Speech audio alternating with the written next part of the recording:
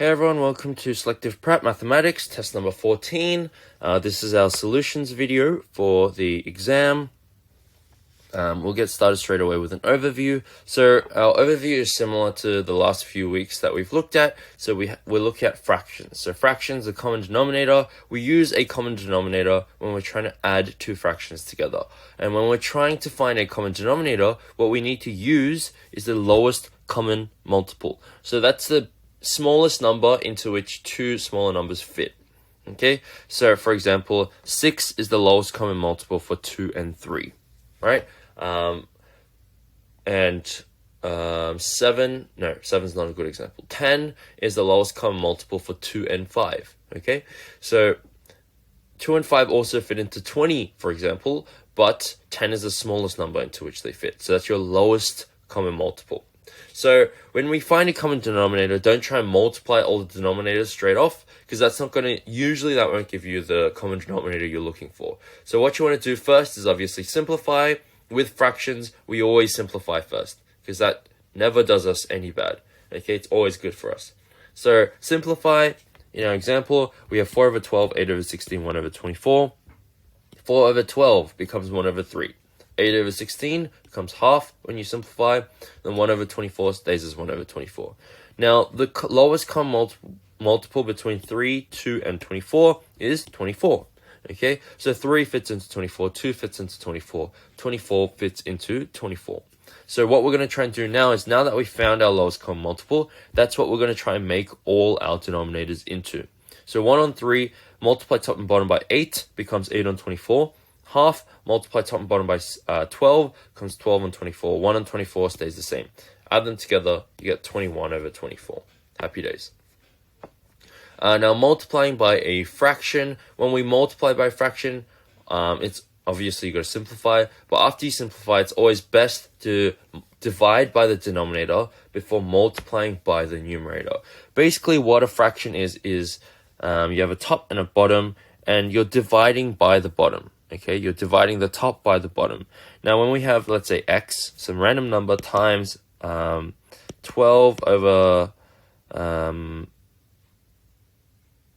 16, 17. Okay, so that's the same as x times 12 divided by 17. So I want to divide by 17 first if I can, to make the number smaller. Because why? Because smaller numbers are easier to calculate with, or use to calculate.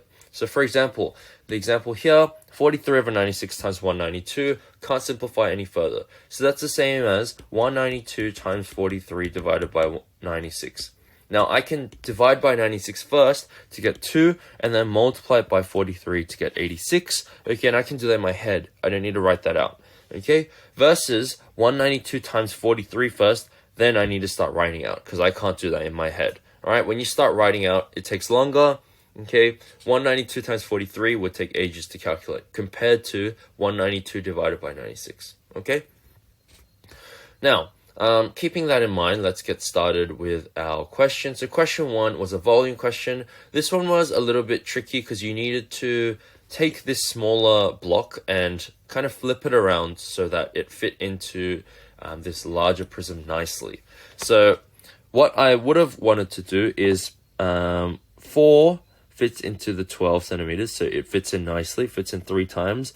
3 fits into the 18 centimeters, and then 2 fits into the 14 centimeters. So basically, I want to flip it around so each side matches up. So 2 centimeters, 4 here, and then 3 this way.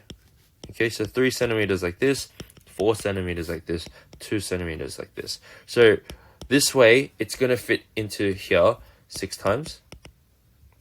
Vertically, it's going to fit 3 times. And then horizontally, it's going to fit 7 times. So what we're going to do is 7 times 6 times 3. So 7 times 6 is 42, times 3 is 126. Question 2. Danny takes 6 minutes to paint the walls of his living room. So I'll call that L. 6 mins. Bathroom, 3 times longer, so 18 minutes. 5 times as long to paint the bedroom. So BA versus BE. Make sure you make good representative letters so you don't get mixed up. So 5 times as long, so that's 30 minutes. and half as long to paint his study, so that'll be 3 minutes. How long does it take to paint the whole house? So 18 plus 30 is 48, plus 6 is 54, plus 3 is 57. Alright, question 3. Student squares a number. The answer ends in 2. That is not possible. Okay, the student made a mistake. Unless the number was root 2, that's not a proper number. Okay, that's not a whole number. So it's D. The student made a mistake. There's a satellite moving around the Earth at an orbit of 2,300 kilometers from Earth. Every 30 minutes, the radius of the orbit increases by 60 kilometers. So after 24 hours, that's 48 lots of 30 minutes. So 48 times 60. What I'm going to do is just 48 times 6 and then multiply it by 10 later. 6 times 4, so that's 2. So that's 2,880 kilometers over 24 hours. That's a lot of kilometers. So the Earth has a radius of approximately 6,378. So from the center to the outside, that's 6,378. The satellite was originally moving at an orbit of 2,300 kilometers. All right, and then it's moved out another 2,880 kilometers. So we need to add all those together. So 8, 5, 1 gets moved to the top, another 5, 1 gets moved to the top, and then 11. So it should be 11,558 kilometers. Question 5. The price of a packet of 5 lollies is $3.50. So in that packet of 5 lollies, 1 lolly equals 70 cents. Now, a large container of 120 lollies costs 54 cents. So if we do 5,400 divided by 120, okay, we can get rid of this. So 12 goes into 54 4 times, so that's 48, leaves over 6, which it goes into 5 times, so 45 cents per lolly in this 120 container. So that's 25 cents cheaper than the first one. Question 6. Brianna has $66 more than Christina. So Brianna equals Christina plus 66. Joey has 7 times as much as Christina. So Joey equals 7C. Now together Brianna and Joey have $98. How much does Christina have? So let's rewrite this in terms. So it's going to be B plus J equals $98. So instead of B, I'm going to write C plus 66. Instead of J, I'm going to write 7C. So that equals 98. So 8C equals, I'm going to move the 66 over, 98 minus 66. So that is equal to 32. So C is equal to 4. So question 7, 7x plus 2y equals 24 and x plus y equals 7. So this is a bit of simultaneous equations. I've actually forgotten to add this into the overview, but we'll definitely be going over it again soon. So keep your eyes peeled for that. So x plus y, let's find y in terms of x. So y equals 7, and move the x over, minus x. Okay, and this value of y, I'm going to substitute into here. So 7x plus 2, and then instead of y, I'm going to rewrite as 7 minus x, because they're the same thing, equals 24. Now I have the whole equation in terms of x, and I can find what x is equal to. So 7x plus 14 minus 2x equals 24. So move this over here. So 5x equals, and then move the 14 over, gives you 10, x equals 2. Oh, the only answer that's where we have x equals 2 is C.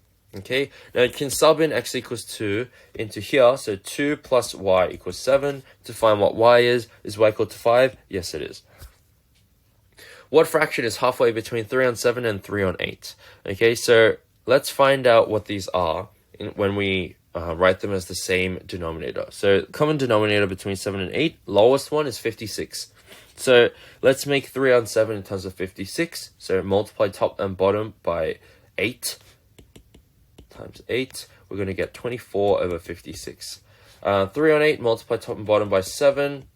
We're going to get 21 over 56. So that's this fraction. This is this fraction. So the midline would be 22.5 over 56. That would be the middle. But we don't want a decimal on the top, so we're going to multiply top and bottom by 2, which gives us 45 over 112. So that's E. Now, when a certain number is divided by 18, the result is the same as when the number is decreased by 289. So x divided by 18 is the same as x minus 289. So let's move the 18 over. So x equals 18 times x minus 289. So x equals 18x minus 289 times 18. Well, let's not do that just yet. So I'm going to move this over this way, move this over this way. So I get 289 times 18 equals 17x. Now I'm going to move the 17 over, divide it. So 289 divided by 17. I'm going to do the divided first because that's easier than multiplying it. So 17 goes into 28 once, leaves over 11. 17 goes into 119 7 times. So we're going to get 17 times 18 equals x. So what's 18 times 17? 7 times 8 is 56, 5, 12, and then 306. Okay, so x is 306. Question 10, we have the area of a triangle. Okay, but we only want to find the area of the shaded areas. What we can do, so they're all equal triangles. There's 4 of them, 3 of them are shaded. So we're going to find the area of the whole triangle, multiply it by 3/4. So the height of this triangle is also 3 centimeters. That means the height of this triangle in total is 6 centimeters. The base is 14. Okay, and then the area is going to be that times half. So it's going to be the same as 6 times 7. Okay, which is 42 centimeters squared. Now, divide that by 4. Is 1, 0, and then carry the 2 over. 10.5 is 1/4. Now, 3/4 is going to be 31.5 centimeters squared. Okay, which is A. Alright, so that brings us to the end of this solutions video. That one was pretty quick. The key points to take away is that when we're adding fractions with different denominators, use the lowest common multiple to find what the common denominator is, or to find out what common denominator you should have.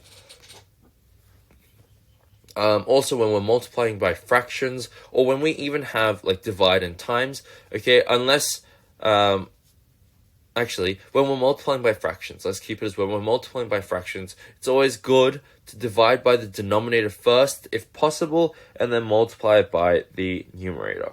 Okay, so that brings us to the end of this solutions video. Good job, guys. I will see you in the next solutions video.